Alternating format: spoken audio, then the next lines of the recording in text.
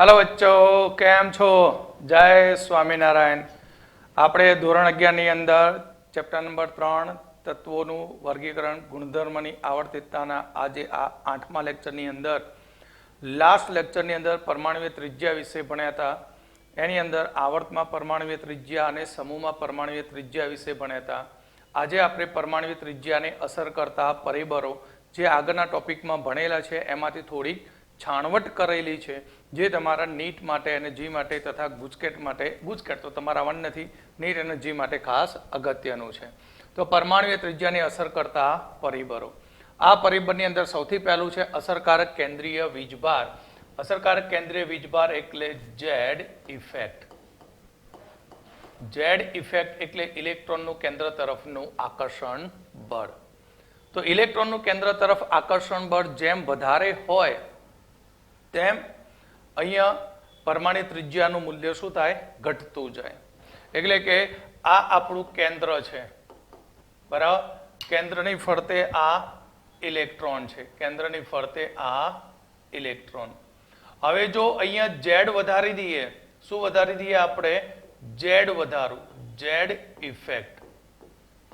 તો Z effect જેમ જેમ વધતી જશે તેમ તેમ ઇલેક્ટ્રોન જે છે એ ઇલેક્ટ્રોનનું કેન્દ્ર તરફ આકર્ષણ બળ વધે, અને આકર્ષણ બળ વધે તેમ અહીંયા કક્ષાનું શું થશે? સંકોચન થતું હોય છે, અને કક્ષાનું સંકોચન થવાને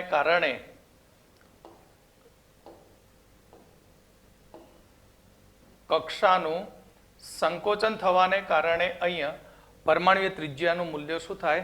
ઘટી જાય છે। તો અસરકારક કેન્દ્રીય ધન વીજભાર વધે તેમ પરમાણુય ત્રિજ્યા ઘટે છે। એટલે આપણે કહી શકીએ કે ઝેડ ઇફેક્ટ ચલે છે 1/r।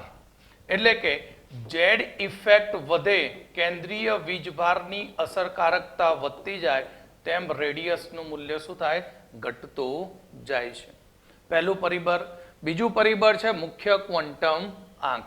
તમે જાણો છો કે આપણું આ પરમાણુનું કેન્દ્ર છે, કેન્દ્રની ફરતે અહીંયા આપણે આ પહેલી કક્ષા, પછી આ બીજી કક્ષા, ત્યાર પછી આ ત્રીજી કક્ષા। તો કેન્દ્રથી જેમ n ની કિંમત n બરાબર 1, n બરાબર 2, n બરાબર 3, તો જેમ n વધતો જાય છે એ તેમ તેમ ત્રિજ્યાના મૂલ્યમાં પણ શું થાય? વધારો થાય છે। એટલે મુખ્ય ક્વોન્ટમ આંક n નું મૂલ્ય વધે તેમ ત્રિજ્યાના મૂલ્યમાં પણ વધારો થાય છે। તો મુખ્ય ક્વોન્ટમ આંક વધે તેમ ઇલેક્ટ્રોનનું કેન્દ્રથી અંતર વધે અને પરમાણુય ત્રિજ્યાના મૂલ્યમાં વધારો થાય છે। એટલે આપણે કહી શકીએ કે n વધે તો રેડિયસ પણ વધે છે। ત્યાર પછી ત્રીજું પરિબળ શિલ્ડિંગ અસર। શિલ્ડિંગ અસર મેં તમને આગળ શીખવાડી કે આ કેન્દ્ર છે, કેન્દ્રની ફરતે આપણી આ કક્ષાની અંદર અહીંયા આપણે ઇલેક્ટ્રોન ગોઠવાયેલા છે। હવે આ ઇલેક્ટ્રોન આપણે ધારો કે અંદરની કક્ષાના ઇલેક્ટ્રોન છે, આ ઇલેક્ટ્રોન તે અંદરની કક્ષાના ઇલેક્ટ્રોન છે, અને આ છે બહારની કક્ષા। તો બહારની કક્ષા જે છે એ બહારની કક્ષાના ઇલેક્ટ્રોનનું કેન્દ્ર પર આકર્ષણ બળ ઓછું લાગે। કેમ ઓછું લાગે? કારણ કે આ ઇલેક્ટ્રોન દ્વારા અંદરની કક્ષાના ઇલેક્ટ્રોન કેન્દ્ર અને સંયોજકતા ઇલેક્ટ્રોનની વચ્ચે એક પરીક્ષિત અસર કરે છે। કઈ અસર? પરીક્ષિત અસર, એટલે કે શિલ્ડિંગ અસર કરે છે। અને જેમ શિલ્ડિંગ અસર આનું મૂલ્ય વધારે હશે, ઇલેક્ટ્રોનની સંખ્યા વધુ હશે, તેમ અહીંયા ઇલેક્ટ્રોન ઉપરનું આકર્ષણ બળ કેન્દ્ર દ્વારા ઓછું લાગે। એના કારણે ઇલેક્ટ્રોન કેન્દ્રથી દૂર જતો જશે અને પરમાણુ ત્રિજ્યાના મૂલ્યમાં વધારો થાય છે। એટલે બે રીતે આપણે કહી શકીએ કે શિલ્ડિંગ અસર વધુ હોય તો પરમાણુ ત્રિજ્યાનું મૂલ્ય ઘટી જાય છે। શિલ્ડિંગ અસરનું મૂલ્ય વધુ હોય તો જેમ શિલ્ડિંગ અસર વધુ હોય તેમ પરમાણુ ત્રિજ્યાનું મૂલ્ય વધતું જશે। પણ ધારો કે અહીંયા ઇલેક્ટ્રોનની સંખ્યા ઘટાડતા જઈએ તો આ ઇલેક્ટ્રોનનું કેન્દ્ર ઉપરનું આકર્ષણ બળ વધે છે. એટલે આપણે કહી શકીએ કે જેમ શિલ્ડિંગ અસર નિર્બળ હોય તેમ ઇલેક્ટ્રોનનું કેન્દ્ર તરફનું આકર્ષણ બળ વધારે હોય છે. અને આકર્ષણ બળ વધવાને કારણે પરમાણુય ત્રિજ્યાનું મૂલ્ય ઘટે છે. એટલે કે શિલ્ડિંગ અસર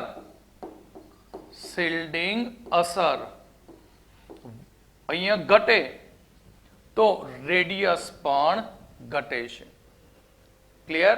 તો આ 3 પરિબળ તમારે ખાસ યાદ રાખવાના પરમાણુય ત્રિજ્યા માટે, જે આગળ 12th માં પણ ઉપયોગી તમને બનશે. હવે આપણે નવો ટોપિક જોઈશું, આયનીકરણ એન્થાલ્પી, આયનાઇઝેશન એનર્જી.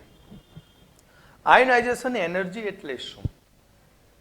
કે કોઈ પણ તત્વની ઇલેક્ટ્રોન ગુમાવવાની અથવા તો ઇલેક્ટ્રોનને તત્વમાંથી દૂર કરવાની જથ્થાત્મક માપનને આયનીકરણ એન્થાલ્પી વડે દર્શાવવામાં આવે છે. તત્વ ઇલેક્ટ્રોન ગુમાવવાની વૃત્તિના જથ્થાત્મક માપનને આયનીકરણ એન્થાલ્પી વડે દર્શાવાય છે. તો ધરા અવસ્થામાં મુક્ત વાયુરૂપ ધરા અવસ્થામાં મુક્ત વાયુરૂપ તટસ્થ પરમાણુમાંથી એક ઇલેક્ટ્રોનને મુક્ત કરવા માટે આપવી પડતી જરૂરી ઉર્જાને આયનીકરણ એન્થાલ્પી કહેવામાં આવે છે. ધારો કે અહીંયા મેં લીધું સોડિયમ, જે ગેસિયસ સ્ટેટમાં વાયુ અવસ્થામાં, અને આ વાયુ અવસ્થામાં Na માંથી એક ઇલેક્ટ્રોનને આપણે દૂર કરીએ અને Na+ આયન બનાવીએ. તો Na માંથી એક ઇલેક્ટ્રોનને દૂર કરવા માટે આપવી પડતી જરૂરી ઉર્જાને આયનીકરણ એન્થાલ્પી કહેવામાં આવે છે. કારણ કે ઇલેક્ટ્રોન કેન્દ્રની આસપાસ હોય છે અને આ ઇલેક્ટ્રોન કેન્દ્ર તરફ એ આકર્ષણ બળ ધરાવે. તો આ આકર્ષણ બળને તોડીને ઇલેક્ટ્રોનને અનંત કક્ષામાં મોકલવામાં આવે છે. અનંત કક્ષામાં મોકલવા માટે ઉર્જા આપવી પડે, અને એ જે ઉર્જા આપવી પડી તેને નામ આપ્યું આયનીકરણ એન્થાલ્પી કહેવામાં આવે છે. તો આયનીકરણ એન્થાલ્પી એટલે કે ધરા અવસ્થામાં રહેલા મુક્ત વાયુમય તટસ્થ પરમાણુમાંથી એક ઇલેક્ટ્રોનને દૂર કરવા માટે જરૂરી ઉર્જાને આયનીકરણ એન્થાલ્પી કહે છે, જેને ΔIH વડે દર્શાવાય, અથવા તો તેને આયોનાઇઝેશન એનર્જી IE વડે પણ દર્શાવવામાં આવે છે. તો આપણે એક વાયુરૂપ પરમાણુ તટસ્થ લીધો છે X. તો X ગેસમાંથી એક ઇલેક્ટ્રોન ગુમાવે છે. તો અહીંયા એક ઇલેક્ટ્રોન ગુમાવે ત્યારે જેટલા ઇલેક્ટ્રોન ગુમાવે તેટલો તેની ઉપર ધન વીજભાર ઉદ્ભવે છે અને એક ધન આયન બને છે. શું બનશે? એક ધન આયન બનતો હોય છે. ઓકે, તો હવે આપણે આગળ વધીએ. આમાં હવે આપણે જોઈએ પ્રથમ આયનીકરણ એન્થાલ્પી કરતા દ્વિતીયક આયનીકરણ એન્થાલ્પી, અને દ્વિતીયક આયનીકરણ એન્થાલ્પી કરતા તૃતીયક આયનીકરણ એન્થાલ્પીનું મૂલ્ય વધારે હોય છે. સમજાવો. તો પહેલા સમજો પ્રથમ આયનીકરણ મતલબ શું? પ્રથમ આયનીકરણ મતલબ ધરા અવસ્થામાં મુક્ત વાયુરૂપ તટસ્થ તત્વમાંથી પ્રથમ વખત એક ઇલેક્ટ્રોન ગુમાવીએ. કેટલા ઇલેક્ટ્રોન? એક જ. જો ક્યારેય તત્વ એક સાથે 2 ઇલેક્ટ્રોન કે 3 ઇલેક્ટ્રોન 4 ઇલેક્ટ્રોન ક્યારે એક સાથે ગુમાવે નહીં. અહીંયા તત્વ હંમેશા ક્રમશઃ એક ઇલેક્ટ્રોન ગુમાવતો હોય છે. તો પ્રથમ વખત ઇલેક્ટ્રોન ગુમાવવા માટે આપવી પડતી ઉર્જા તેને પ્રથમ આયનીકરણ એન્થાલ્પી કહેવાય. अब પહેલી વખત શું હતું? વાયરુપ તટસ્થ પરમાણુ હતો, ત્યારે એના ઉપર કોઈ વીજભાર નહોતો, પણ એક ઇલેક્ટ્રોન ગુમાવે છે અને તે ધન વીજભારિત બને છે +1. હવે એ +1 ધન વીજભારિત બન્યા પછી તેમાંથી બીજો ઇલેક્ટ્રોન દૂર થાય છે. તો બીજા ઇલેક્ટ્રોનને દૂર કરવા માટે આપવી પડતી ઉર્જા પ્રથમ કરતા વધી જાય છે. કેમ વધે છે તે આપણે જોઈશું. પછી બીજો ઇલેક્ટ્રોન ગુમાવે એટલે તત્વ બની જશે +2. +2 બન્યા પછી ફરીથી પાછો ત્રીજો ઇલેક્ટ્રોન ગુમાવશે અને બનશે +3. તો આયનીકરણ એન્થાલ્પીના મૂલ્યો ક્રમશઃ શું થતા જાય? વધતા જાય છે.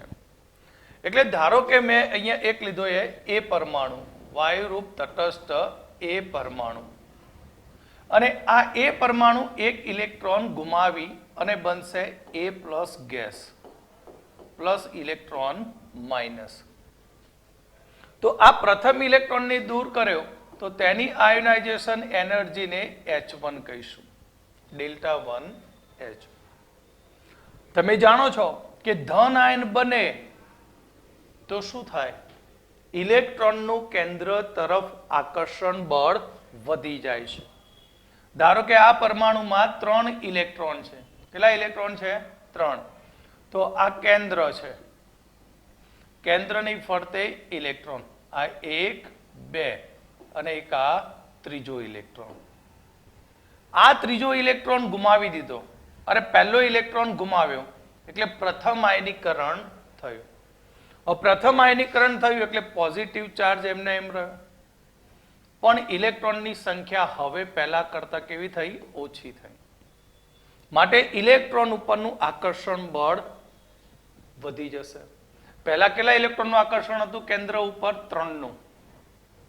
હવે માત્ર 2 જ ઇલેક્ટ્રોન રહ્યા.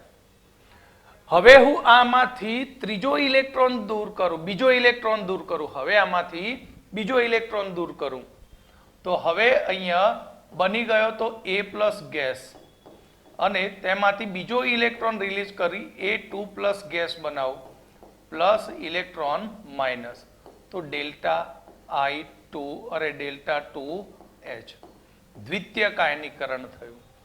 કયું આયનીકરણ? દ્વિતીયક. તો તમે જુઓ અહીંયા પહેલા 3 પ્રોટોન વડે કેટલા ઇલેક્ટ્રોન ઉપર આકર્ષણ હતું? તો 3 પ્રોટોન વડે 3 ઇલેક્ટ્રોન ઉપર આકર્ષણ હતું, પણ અહીંયા 3 પ્રોટોન વડે 2 ઇલેક્ટ્રોન ઉપર આકર્ષણ છે. 3 પ્રોટોન વડે 2 ઇલેક્ટ્રોન ઉપર આકર્ષણ, તો આકર્ષણ બળ કેવું થયું? મજબૂત થયું. તો હવે તે ઇલેક્ટ્રોનને આપણે બહાર ફેંકવો હોય, દૂર કરવો અનંત કક્ષામાં, તો ઉર્જા ફર્સ્ટ કરતા સેકન્ડમાં કેવી આપવી પડશે? વધારે. હવે આપણે ફરીથી આગળ, હવે 3 પ્રોટોન રહ્યા અને ઇલેક્ટ્રોન કેટલો રહ્યો? 1. તો આ 3 પ્રોટોન વડે 1 ઇલેક્ટ્રોન ઉપર લાગતું આકર્ષણ બળ એ ખૂબ જ વધારે હોય. કેમ? કારણ કે એક જ પ્રોટોન અને 1 ઇલેક્ટ્રોન, અરે પ્રોટોન 3 અને ઇલેક્ટ્રોન 1 જ છે. તો 3 પ્રોટોન વડે 1 ઇલેક્ટ્રોન ઉપર લાગતું આકર્ષણ બળ ખૂબ જ વધી જાય. માટે હવે A2+ ગેસમાંથી આપણે ત્રીજો ઇલેક્ટ્રોન ગુમાવી A3+ ગેસ બનાવીએ તો Δ3H ખૂબ જ વધી જાય. એટલે આયનીકરણ એન્થાલ્પીનું મૂલ્ય પ્રથમ કરતા દ્વિતીયકનું વધારે અને દ્વિતીયક કરતા તૃતીયકનું વધારે હોય છે. તો જેમ સંયોજકતા કોષમાં ઇલેક્ટ્રોન હોય તેમ ઇલેક્ટ્રોન ગુમાવતા જાઓ એક એક, તેમ આયનીકરણ એન્થાલ્પીના મૂલ્યો ક્રમશઃ શું થાય? વધતા જાય છે. તો અહીંયા તટસ્થ વાયુરૂપ તટસ્થ વાયુરૂપ તત્વમાંથી પ્રથમ ઇલેક્ટ્રોનને દૂર કરવા માટે જરૂરી ઉર્જાને પ્રથમ આયનીકરણ એન્થાલ્પી કહે છે. જેમ કે કોઈ તટસ્થ તત્વ X છે, X માંથી 1 ઇલેક્ટ્રોન ગુમાવી અને X+ બને તો તેની પ્રથમ આયનીકરણ એન્થાલ્પીને કહીશું Δ1H, અથવા તો તેને કહીશું આયોનાઇઝેશન એનર્જી ફર્સ્ટ કહેવામાં આવે છે. હવે આયનીકરણ એન્થાલ્પીની વાત કરીએ તો ઉર્જાનો એકમ અહીંયા કેમિસ્ટ્રીની અંદર કિલો જૂલ પ્રતિ મોલ ઉર્જા લેવામાં આવે છે. હવે બીજો જો ઇલેક્ટ્રોન નિર્બળતાથી થોડું આકર્ષણ ધરાવતો હોય તો તે બીજા ઇલેક્ટ્રોનને દૂર કરવા માટે જરૂરી ઉર્જાને કહીશું દ્વિતીયક આયનીકરણ એન્થાલ્પી. એટલે ફર્સ્ટ બન્યો X પ્લસ, એ X પ્લસ માંથી બીજો ઇલેક્ટ્રોન દૂર થાય. X પ્લસ માંથી બીજો ઇલેક્ટ્રોન દૂર કરીને X2 પ્લસ બને. તો તમે પ્રથમ આયનીકરણમાં ઇલેક્ટ્રોનને દૂર કરવા માટે ઉર્જા આપી, બીજામાં પણ ઉર્જા આપી, માટે આયનીકરણ એન્થાલ્પીનું મૂલ્ય હંમેશા પોઝિટિવ હોય છે. તો આને આપણે ડેલ્ટા 2H અથવા આને કહીશું I(E2). તો આયનીકરણ એન્થાલ્પીનું મૂલ્ય હંમેશા પોઝિટિવ હોય છે. હવે ત્રીજો ઇલેક્ટ્રોન દૂર કરીએ તો ત્રીજા ઇલેક્ટ્રોનને દૂર કરવા માટે જરૂરી ઉર્જાને તૃતીયક આયનીકરણ એન્થાલ્પી કહેવામાં આવે છે. તો ત્રીજો ઇલેક્ટ્રોન ક્યાંથી દૂર થશે? X2 પ્લસ માંથી. તો X2 પ્લસ માંથી ત્રીજો ઇલેક્ટ્રોન દૂર કરીએ આ રીતે તો બની જશે X3 પ્લસ. તો તેની આયનીકરણ એન્થાલ્પીને 3H અથવા તેને આપણે કહીશું I(E3). તૃતીયક આયનીકરણ એન્થાલ્પી કહેવામાં આવે છે. ક્લિયર?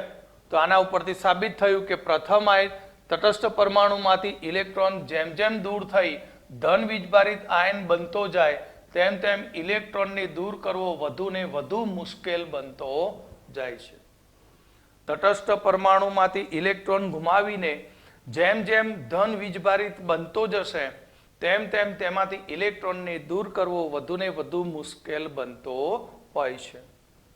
આથી આયનીકરણ એન્થાલ્પીનો ક્રમ લખવો હોય તો delta 1H less than delta 2H less than delta 3H અથવા I(E1) less than I(E2) less than I(E3).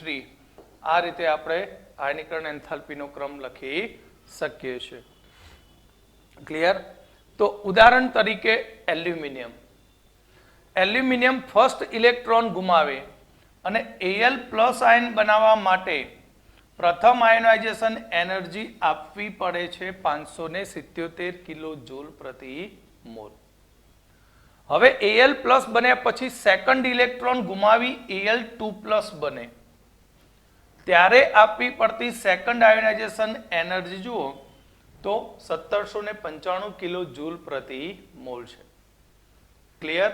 એટલે ફર્સ્ટ તટસ્થ હતો ત્યારે બધા ઇલેક્ટ્રોન ઉપર લાગતું કેન્દ્રનું આકર્ષણ બળ એક સરખું હતું. પણ હવે ઇલેક્ટ્રોનની સંખ્યા ઘટી અને વીજભાર એમને એમ રહ્યો પોઝિટિવ, માટે આકર્ષણ બળ જુઓ ખૂબ જ વધી ગયું, માટે ઉર્જાનું મૂલ્ય પણ શું થાય છે? વધે છે.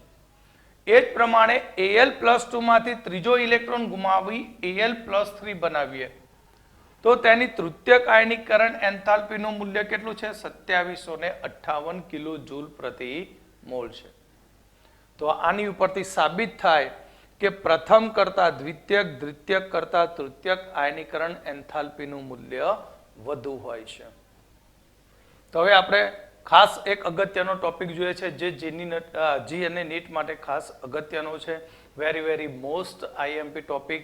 આની ઉપરથી બહુ જ સરસ મજાના MCQ બનતા હોઈએ તો તમારે ખાસ આ ટોપિક ધ્યાન રાખજો જેથી તમારી નીટની એક્ઝામમાં ચાહે 11-12 સાયન્સની અંદર ગમે તે રીતે પૂછાય આયનીકરણ એન્થાલ્પીના MCQ તો તમને આયનીકરણ એન્થાલ્પીના પરિબળો આવડતા હશે તો તમે એનો સહેલાઈથી આન્સર આપી શકશો. આયનીકરણ એન્થાલ્પી ઉપર અસર કરતા પરિબળમાં સૌથી પહેલું છે પરમાણ્વીય ત્રિજ્યા.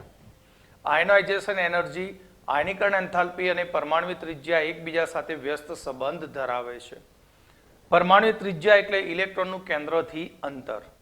જેમ ઇલેક્ટ્રોનનું કેન્દ્રથી અંતર વધતું જાય, ઇલેક્ટ્રોન કેન્દ્રથી દૂર જાય તેમ આકર્ષણ બળ ઘટે. આકર્ષણ બળ ઘટે તો ઇલેક્ટ્રોનને મુક્ત કરવા માટે ઉર્જા ઓછી આપવી પડે. એટલે આ આપણું કેન્દ્ર છે. કેન્દ્રની ફરતે પહેલી કક્ષા, આ બીજી કક્ષા, આ ત્રીજી કક્ષા. તો આ પહેલી કક્ષાની ત્રિજ્યા, તો પહેલી કક્ષાની ત્રિજ્યા R1, આ બીજી કક્ષા જેની ત્રિજ્યા r2, આ ત્રીજી કક્ષા તેની ત્રિજ્યા r3. તો આપણે જોઈ શકીએ કે r1 less than r2 less than r3 છે. એટલે ઇલેક્ટ્રોનનું કેન્દ્રથી અંતર વધતું જાય છે. અંતર વધે તો આકર્ષણ બળ ઇલેક્ટ્રોનનું કેન્દ્ર પર ઘટે. આપણે તો એક જ છે, ઇલેક્ટ્રોનને કેન્દ્રના બંધનમાંથી છૂટો કરવો.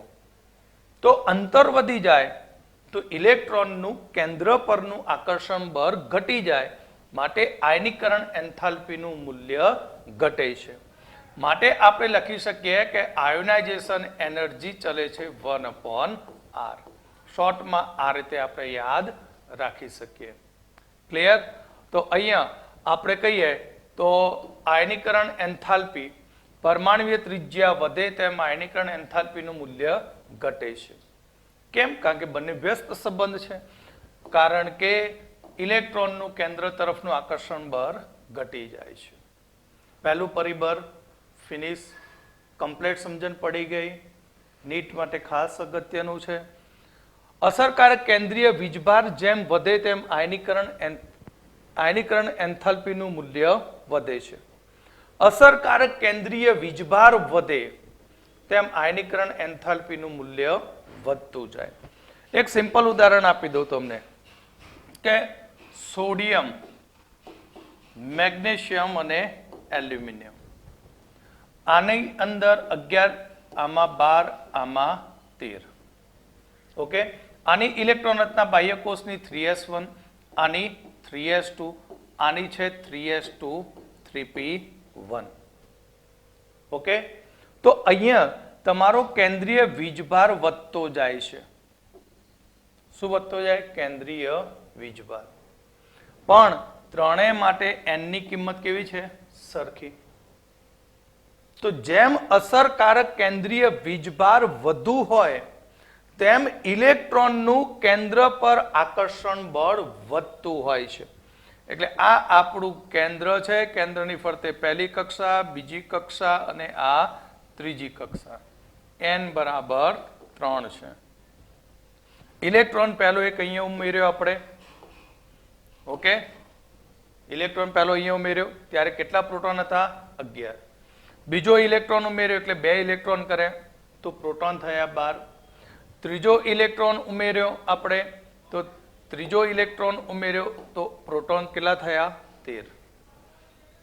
તો આ એક આવર્તની રીતે જોયું કે અસરકારક કેન્દ્રીય વીજભાર જેમ જેમ વધતો જશે તેમ ઇલેક્ટ્રોનનું કેન્દ્ર તરફ આકર્ષણ બળ વધતું જાય છે.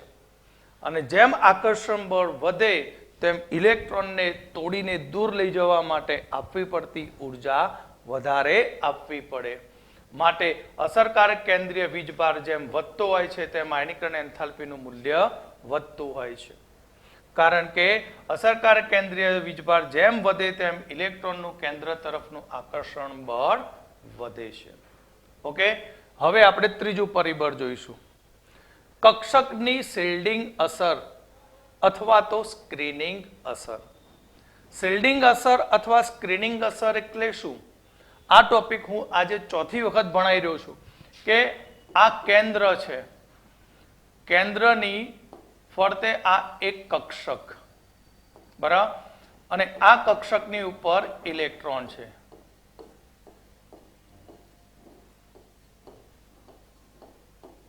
ઓકે, હવે આ બહારની સંયોજકતા કક્ષક, બહારની આ સંયોજકતા કક્ષક અને આ તેનો ઇલેક્ટ્રોન.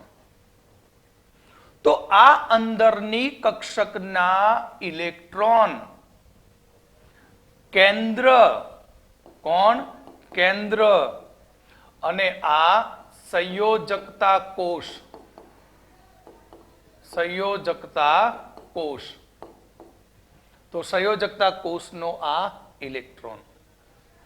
તો કેન્દ્ર અને સંયોજકતા કોષની વચ્ચે આ રીતે ઇલેક્ટ્રોન દ્વારા એક પરીક્ષિત આવરણ બને છે, શિલ્ડ બનતું હોય છે.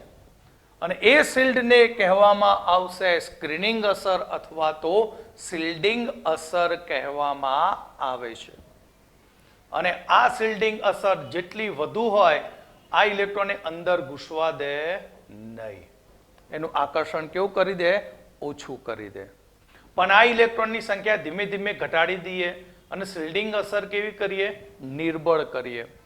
તો શિલ્ડિંગ અસર જેમ નિર્બળ કરીશું તેમ આ ઇલેક્ટ્રોનનું કેન્દ્ર ઉપરનું આકર્ષણ બળ વધી જાય. ક્યારે આકર્ષણ બળ વધે? આ આવરણ તૂટે ત્યારે. એટલે શું તૂટ્યું કહેવાય? શિલ્ડિંગ અસર. શિલ્ડિંગ અસર નિર્બળ બની જાય, કમજોર બને. તો જેમ શિલ્ડિંગ અસર નિર્બળ બનશે તેમ સંયોજકતા ઇલેક્ટ્રોનનું કેન્દ્ર પર આકર્ષણ બળ વધશે. અને એ આકર્ષણ બળ વધવાને કારણે અહીંયા આયનીકરણ એન્થાલ્પીનું મૂલ્ય વધતું જાય છે. તો શિલ્ડિંગ અસર કોને કહીશું આપણે? તો તત્વની અંદરની કક્ષામાં આવેલા ઇલેક્ટ્રોન, તત્વોની અંદરની કક્ષામાં આવેલા ઇલેક્ટ્રોન અને કેન્દ્ર અને સંયોજકતા ઇલેક્ટ્રોન વચ્ચે હોવાથી સંયોજકતા ઇલેક્ટ્રોન કેન્દ્રથી શું બનશે? પરીક્ષિત અથવા તો આવૃત કરે છે. આ અસરને શિલ્ડિંગ અસર અથવા તો સ્ક્રીનિંગ અસર કહેવામાં આવે છે. તો અહીં એક જ શક્તિ સ્તરમાં શિલ્ડિંગ અસરનો ક્રમ જોઈએ તો સૌથી વધારે શિલ્ડિંગ અસર એસ કક્ષકની, પછી પી કક્ષકની ઘટે, ડીમાં ઘટે અને એફમાં સૌથી ઓછી શિલ્ડિંગ અસર થતી હોય છે. એનું રીઝન શું? જુઓ કે આ એસ કક્ષક છે. કેવી છે? ગોળાકાર. સૌથી નાની કદમાં છે. એસ કક્ષક સૌથી નાની કદની કક્ષક છે જે કેન્દ્રની સૌથી નજીક હોય. માટે એસ કક્ષકનું ઇલેક્ટ્રોન પર આકર્ષણ બળ વધી જાય. હવે એસ કક્ષક ગોળાકાર કદમાં, નાની, કેન્દ્રની નજીક, માટે એસમાં જે પણ ઇલેક્ટ્રોન આવે એ કેન્દ્રને તરત જ શું કરે? ઢાંકી દે, કવર કરી દે. પછી પી કક્ષક ડંબેલ આકારની છે એટલે પી કક્ષક એસ કરતા કદમાં મોટી છે. પી કક્ષક એસ કરતા કદમાં કેવી છે? મોટી છે. માટે ઇલેક્ટ્રોન અહીંયા એસ કરતા પી માં થોડાક કેવા ગોઠવાય? દૂર ગોઠવાય. કારણ કે પી ની 3 પેટા કક્ષકો છે. એફ કક્ષક ડબલ ડંબેલ આકારની છે અને ડી માં 10 કક્ષકો છે. માટે ડી કક્ષક કદમાં અહીં પી કરતા પણ મોટી. માટે જે કેન્દ્રની ફરતે એરિયા હોય એ ડી નો કેવો થાય? મોટો થાય. તો 10 ઇલેક્ટ્રોન તમે ગોઠવો તો તેમની વચ્ચેનું અંતર કેવું હશે? વધારે હશે. આ રીતે ઇલેક્ટ્રોન ગોઠવતા જઈએ તો અંતર શું થતું જાય? વધતું જાય. અને અંતર વધુ હોવાથી અહીંયા શિલ્ડિંગ અસર કેવી બને? નિર્બળ બને. જ્યારે એફ કક્ષકની વાત કરું તો એફ કક્ષક એ ટ્રિપલ ડંબેલ આકારની છે. કેવા આકારની છે? ટ્રિપલ ડંબેલ આકારની. માટે સૌથી મોટું કદ કોનું હોય? એફ કક્ષકનું. કલ્પના કરો કેન્દ્ર છે, કેન્દ્રની ફરતે નાની ગોળાકાર કક્ષક. તો કેન્દ્રને તરત જ શું કરે? ઢાંકી દે. ઇલેક્ટ્રોન પણ નજીક હોય. પી કક્ષક તેનાથી મોટી બને. બરાબર? તો પી કક્ષક તેનાથી મોટી બને. ચલો આપણે એને સમજીએ કે આ કેન્દ્ર છે, કેન્દ્રની ફરતે આ એસ કક્ષક, તરત જ ઢાંકી દે, કદમાં નાની. પી કક્ષક, હવે આપણે લઈએ પી કક્ષક. તો પી કક્ષક તેના કરતા કદમાં કેવી થઈ? મોટી થઈ.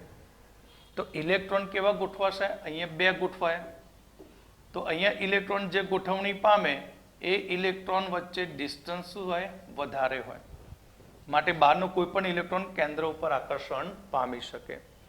ડી કક્ષકની વાત કરું તો ડી કક્ષક જે છે એ ડી કક્ષક આની કરતા પણ કદમાં મોટી છે. કઈ કક્ષક? ડી. તો ડી માં ઇલેક્ટ્રોન પી કરતા પણ વધારે દૂર ગોઠવાય. માટે શિલ્ડ કેવું થયું? નિર્બળ બન્યું. અને એફ કક્ષકની વાત કરું તો એફ કક્ષક તો એ ખૂબ જ મોટી છે કદમાં.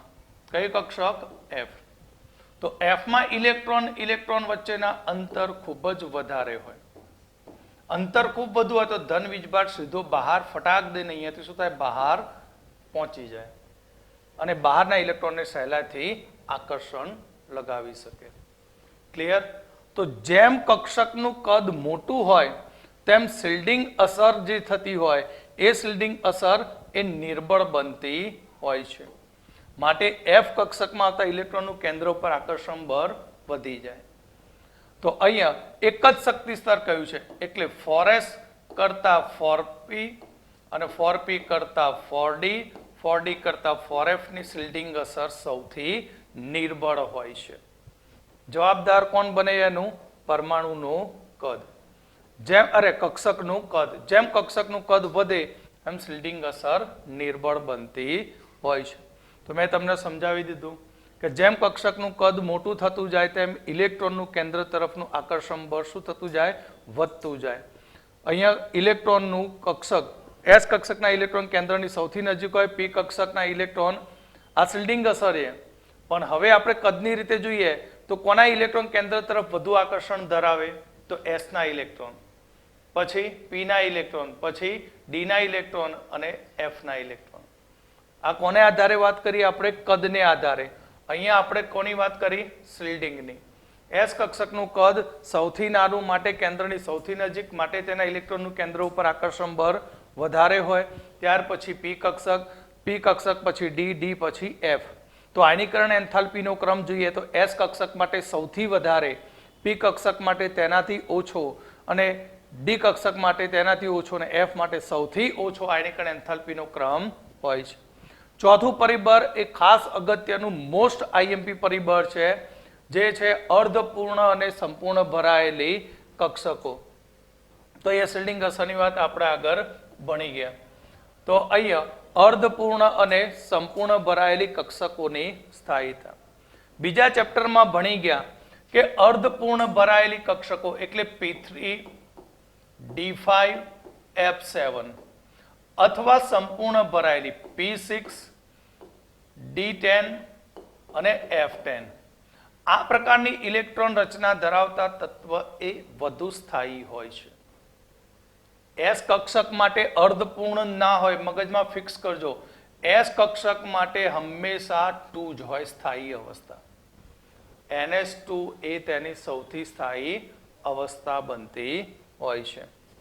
એટલે કે અહીંયા આ પ્રકારની કક્ષકો હોય P3 D5 F7 P6 D10 અને F14 જેવી કક્ષકો હોય તો તેમાંથી ઇલેક્ટ્રોન દૂર કરવો મુશ્કેલ હોય છે. આથી આ પ્રકારની ઇલેક્ટ્રોન રચના ધરાવતા તત્વોની આયનીકરણ એન્થાલ્પીનું મૂલ્ય ખૂબ જ વધારે હોય છે. તમારે કક્ષકોની કમ્પેરિઝન કરવાનું થાય છે. કોની આયનીકરણ એન્થાલ્પી વધુ હોઈ શકે? તો ફર્સ્ટ આપણે યાદ રાખીશું કે NH2 greater than NH2 NP1. આ NH2 માત્ર છે અને NH2 માત્ર એટલે S કક્ષકમાં 2 ઇલેક્ટ્રોન જે સંપૂર્ણ ભરાયેલી કહેવાય. સંપૂર્ણ ભરાયેલી કક્ષક છે. કેવી ભરાયેલી છે? સંપૂર્ણ. માટે બે તત્વોનું કમ્પેરિઝન કરતા હોય ત્યારે કોની આયનીકરણ એન્થાલ્પી વધારે? જેમાં NH2 પ્રકારની ઇલેક્ટ્રોન રચના થતી હોય તેની. એક્ઝામ્પલ આપીને સમજાવું. એક્ઝામ્પલ તરીકે ફરીથી પણ જોઈશું કે બેરિલિયમ ની ionisation enthalpy greater than boron. ભલે આમાં પરમાણુ ક્રમાંક 4 છે, આમાં પરમાણુ ક્રમાંક 5 છે. આની ઇલેક્ટ્રોન રચના 2s2 છે, બોરોનની ઇલેક્ટ્રોન રચના 2s2 2p1. આગળનું નથી લખતું 1s2. બરાબર. તો અહીંયા આયનીકરણ એન્થાલ્પી આની વધુ છે. એનું કારણ આનો ઇલેક્ટ્રોન ક્યાં છે? S કક્ષકમાં. આનો છેલ્લો સંયોજકતા ઇલેક્ટ્રોન ક્યાં છે? P કક્ષકમાં. એક જ ઇલેક્ટ્રોન. બરાબર. પછી નહીં વિચારવાનું આમાં કેટલો છે? એક જ. તો બેરિલિયમની 2s2 છે જ્યારે બોરોનની 2s2 2p1 છે. બરાબર. પરમાણુ ક્રમાંક બોરોનનો વધુ છે છતાં પણ આયનીકરણ એન્થાલ્પી બેરિલિયમની વધારે છે. કેમ? કારણ કે તેની 2s2 જ રચના જે સંપૂર્ણ ભરાયેલી છે અને આમાં પીમાં ઇલેક્ટ્રોન છે. માટે પ્રથમ આયોનાઇઝેશન એનર્જી પહેલી વખત ઇલેક્ટ્રોન જ્યારે ગુમાવવાનો થાય ત્યારે આની આયનીકરણ એન્થાલ્પીનું મૂલ્ય વધારે હોય. કોનું? બેરિલિયમનું. ત્યાર પછી બોરોનનું હોય. રીઝન સમજણ પડી? પ્રથમમાં આ 2s2 છે, સંપૂર્ણ ભરાયેલી છે. અહીંયા ઇલેક્ટ્રોન ક્યાંથી દૂર કરવાનો છે? 2p માંથી. 2p કક્ષક આપણે જોયું s કરતા કદમાં મોટી છે માટે. ત્યાર પછી બીજું, હવે કમ્પેરિઝન છે આપણું 2p3 અને 2p4.